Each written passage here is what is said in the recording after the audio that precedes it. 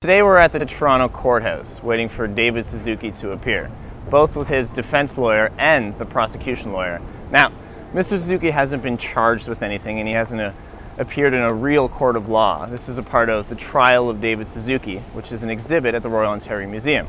He will be announcing his carbon manifesto today, which details a plan for a sustainable energy future in Canada. This is Act 1 of the Trial of David Suzuki.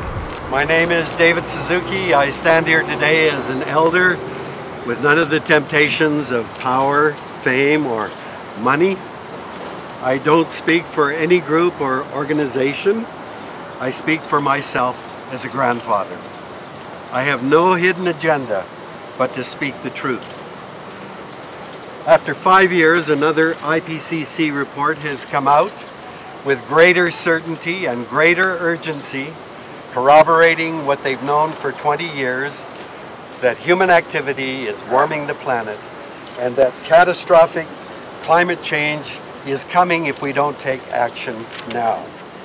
I accuse Canadian politicians of intergenerational crime. Their failure to act dooms future generations to suffer the consequences.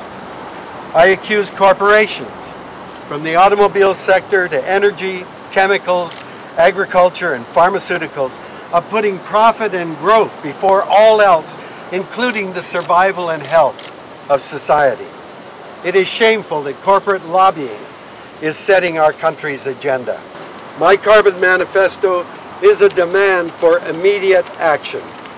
Number one, fossil fuels as our primary energy source are over. Within a generation, they must stay in the ground. That means exploration and subsidies to the fossil fuel industry end now. Two, save the Earth's largest carbon sinks. Canada's boreal forests and our oceans must be protected.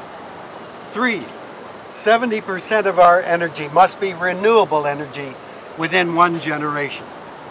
Four, a carbon tax of $150 a ton starts now. Five, Canadian climate scientists must be able to share their findings uncensored and unimpeded by political and corporate interests. These 5 steps could chart a path for all of humanity to avoid climate catastrophe. If my words are judged treasonous, then so be it.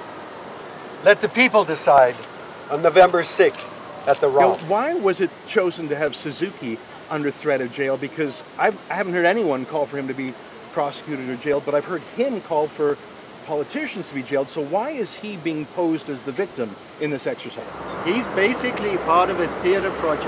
You have to understand this. I know, but it's the opposite of reality. And what is wonderful is that you're playing a brilliant role in this brilliant thought. You've just played the role of an actor that we could have wished for. And what about the judge? Is she playing a role too? The judge is acting as a judge. Yeah. But she's not actually. Because when she acts in a judge, she's in the real courthouse following real rules. Here she's participating in your propaganda exercise. The judge is being the judge. She acts as a fair player. There is no... The Trial of David Suzuki is, of course, a theater piece with a fake court, but it deals with real science, real evidence, and real environmental concerns. So for me, the question is art a useful and good way of conveying scientific messages, or does the theater and the emotion of it all somehow get in the way of the scientific message?